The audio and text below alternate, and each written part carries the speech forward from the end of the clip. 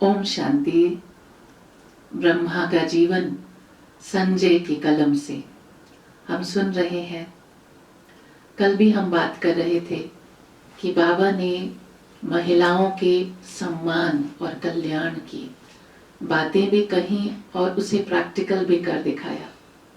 हालांकि हर धार्मिक संस्था कहें या धर्म के गुरु या नेताएं कहें, उन्होंने ये बात कही कि जहाँ नारी का सम्मान होता है वहीं देवता वास करते हैं।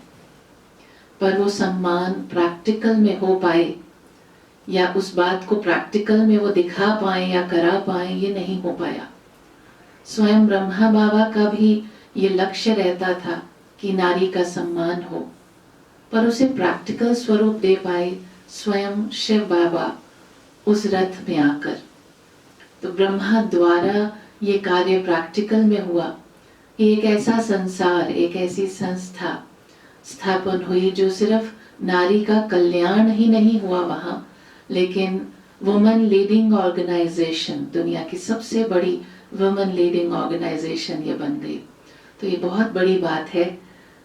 वो कैसे कल्याण के कार्य उन्होंने किए, भ्राता जगदीश जी ने सम्मुख में साकार में देखा, वो आज हम सुनेंगे। भ्राता जी कह रहे हैं, महिलाओं को समाज में उचित मान दिए जाने, उन्हें उचित अधिकार मिलने, उनकी जागृति के लिए संगठन बनाने की ओर बाबा ने जो कदम लिए वो अपनी प्रकार के अनूठे थे। ऐसे कदम उससे पहले किसी ने नहीं उठाए थे। यह कहना अतिशयोक्ति नहीं होगा कि बाबा ही सबसे पहले व्यक्ति थे जिन्होंने अपना सर्वस्व कन्याओं और माताओं का एक ट्रस्ट बनाकर उनको समर्पित कर दिया। उसमें लाखों रुपए की चल और अचल संपत्ति थी। पिताश्री को कन्याओं माताओं का तिरस्कार सहन नहीं होता था। जब वे जवाहरात का व्यापार करते थे, तब यद्यपि वे श्री नारायण के अनन्य भक्त थे, चित्रों में दासी की तरह श्री लक्ष्मी को विष्णु को पांव दबाते हुए नहीं देख सकते थे। अतः वे चित्रकार को विशेषतया बुलाकर चित्र का यह भाग बदलवा देते थे। वे प्रायः विनोद भरे स्वर में कहा भी करते थे कि मैं चित्रकार से कहकर श्री लक्ष्मी को इस सेवा से मुक्त करा देता था। सिंध में माताओं कन्याओं के बंधनमय तथा पिछड़ेपन के जीवन को देखकर बाबा के मन में सदा ये कसक बनी रहती थी कि इनका किसी तरह से सुधार और उद्धार किया जाए। वहां प्रायः भाई बंद व्यापारी वर्ग लोग अपनी कन्या को शिक्षा के लिए नहीं भेजते थे। वहां बड़े बड़े घूंघट रखने का रिवाज था और पुरुष वर्ग महिलाओं को अधिकतर घर की 4 दीवारों में ही रखते थे। किसी के शरीर छोड़ने पर खूब रोना धोना होता था। महिलाओं तो कई दिन तक जोर शोर से स्यापा रोना चिल्लाना करती थी। विधवा नारी का तो बुरा ही हाल होता था। उसके लिए तो अब उजला कपड़ा पहनना भी वर्जित था। तेल में सने हुए मैले से कपड़े पहनकर अब रुदन ही उसका जीवन संगी बन जाता था। उसे लोग भाग्यहीन मानते और वैसे भी नारियों के प्रति पुरुषों का दृष्टिकोण तिरस्कार युक्त होता था। विवाहित जीवन में खान पान की शुद्धि अब न रही थी। तामसिक पदार्थों का खूब सेवन होता था। महिलाएं कानों में इतनी बालियां व नथ डाल लेती थीं और इस फैशन की होड़ में ही लगी रहती थीं। बस यही उनका जीवन था। पुरुष उन्हें भोग विलास का साधन मानते थे और उन्हें नीची श्रेणी का जीव समझते थे। वे नारी की अक्ल उसके बाएं पांव की एड़ी में बताया करते थे। अब शिव बाबा और पिताश्री ने माताओं का मान बढ़ाने की ओर कार्य प्रारंभ किया। पिताश्री के मुखारविंद द्वारा जब शिव बाबा की ज्ञान सरिता बही, तब समाज का ये कलमश धुलने लगा। जो कन्याएं माताएं वहां पिताश्री के सत्संग में आती, वे ओम की ध्वनि किया करती और ज्ञान के गीतों द्वारा दूसरों को भी पवित्र जीवन का संदेश देती। इस प्रकार सन्यासी लोग वेदों की दुहाई देकर जो कहते चले आते थे कि नारी को ओम कहने का भी अधिकार नहीं है, बाबा ने उनके इस कथन को प्रैक्टिकल रीति से मिथ्या सिद्ध कर दिया।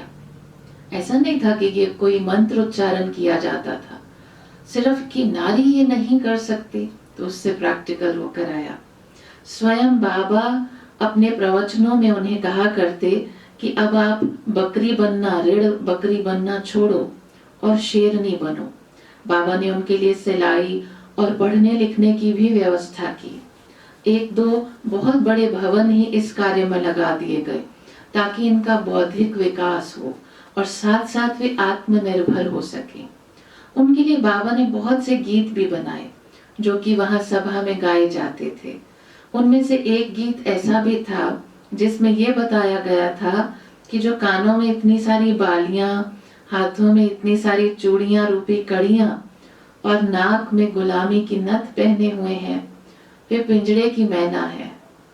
आजाद वे हैं जो फैशन, बनावट व सजावट इत्यादि से मुक्त होकर सादगी, त्याग, तपस्या और आत्मनिर्भरता का जीवन अपनाते हैं। गीत का एक छोटा सा अंश इस प्रकार था, अजी तुम पिंजरे की मैना, तुम पिंजरे की मैना, तुम रोती रिड़ती सब दिन में, हम हंसती फिरती गुरुकुल में। तुम निभाग की नथ पहनी हो, हम सदा सुहागिन रहते हैं। तो माताओं को दुखी देखकर, उन पर अत्याचार होते देखकर उनका धीरज बांधने के लिए भी कई प्रेरणादायक गीत बनाए गए थे। एक गीत का छोटा सा अंश है, क्यों हो अधीर माता, गुरुकुल में आ बसा हूँ, संताप सख्त भारी, अबला भी देख रहा हूँ, अधर्म दूर करने, सत्य धर्म स्थापन करने, गीता की ज्ञान वर्षा निस्दिन बरसा रहा हूँ। तो इस तरह के मोटिवेशनल गीत बाबा ने बनवाए। इस प्रकार माताओं को बाबा न केवल आश्वासन देते और उनका धीरज बंधाते, बल्कि वे उन्हें प्रेरणाएं देते कि जगत की माताओं और कन्याओं जागो और ज्ञान की ललकार करो। तुम्हारे द्वारा ही जगत का कल्याण होना है। जब माता गुरु बनेगी तब ही भारत की संतानों का उद्धार होगा। तुम्हारे कारण ही भारत का उत्थान रुका है। तुम केशों का श्रृंगार करने में लगी हो और उधर भारत माँ के लाल ज्ञान के बिना विकारों में ग्रस्त है, आसुरियता से भरे हुए हैं और दुख तथा अशांति में करा रहे हैं। कितनी ही कन्याओं माताओं ने उनकी इस चुनौतीपूर्ण प्रेरणादायक ध्वनि से जागृत होकर राज ऋषि अथवा राजयोगिनी के आसन को ग्रहण किया और अपने केश खोलकर मन में अपने आप ये प्रतिज्ञा की कि अब हम अपने आप को 5 विकारों से मुक्त करके ही दम लेंगे और भारत भूमि पर निर्विकारी स्वराज्य स्थापित करके ही रहेंगे। तो बाबा की उन्हीं शिक्षाओं व प्रेरणाओं का ही ये सुमधुर फल है कि आज ये इतना बड़ा शक्ति दल भारत को पवित्र बनाने में लगा है। कन्याओं का कल्याण करने के बारे में तो बाबा को बहुत ध्यान था। बाबा कहा करते थे कि कन्या तो सबसे गरीब होती है, क्योंकि पैतृक संपत्ति पर उसका कोई अधिकार नहीं माना जाता था। वे कहते थे कि कन्या की तो पहले ही से संन्यास बुद्धि होती है, क्योंकि उसके मन में ये भाव तो सदा ही बना रहता है कि आखिर मुझे इस घर से एक दिन तो जाना ही है। तो उनमें नम्रता, सहनशीलता तथा संकोच इत्यादि भी होते ही हैं। अतः बाबा कहते कि सुशील कन्या तो 100 ब्राह्मणों से भी उत्तम है।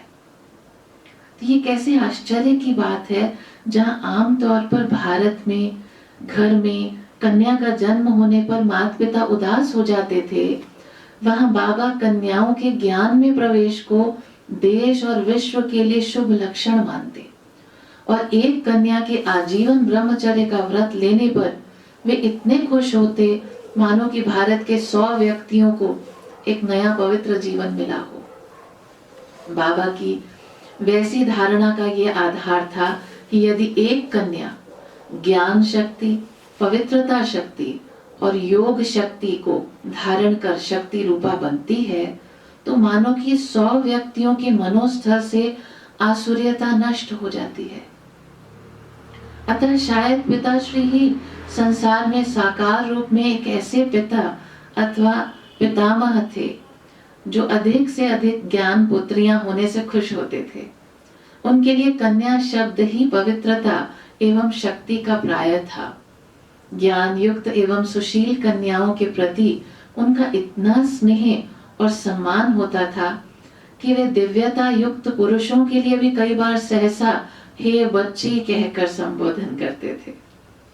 इसी प्रकार शिव बाबा और पिताश्री जी ने युवा वर्ग के लिए भी जो कार्य किया वो भी अपनी प्रकार का अद्वितीय ही है। अन्य लोगों ने तो युवा शक्ति को समाज के निर्माण कार्य में लगाने की ओर बहुत बाद में ही ध्यान दिया, जबकि युवा शक्ति तोड़ फोड़ में लग रही थी। परंतु शिव बाबा ने तो पिताश्री द्वारा सन 1937 में ही ये कार्य प्रारंभ कर दिया था। जिन लड़के और लड़कियों को लोग अविकसित और महान कार्यों के अयोग्य समझते थे, पिताश्री ने उन्हीं को देश और समाज के कल्याण के निमित्त बनाया।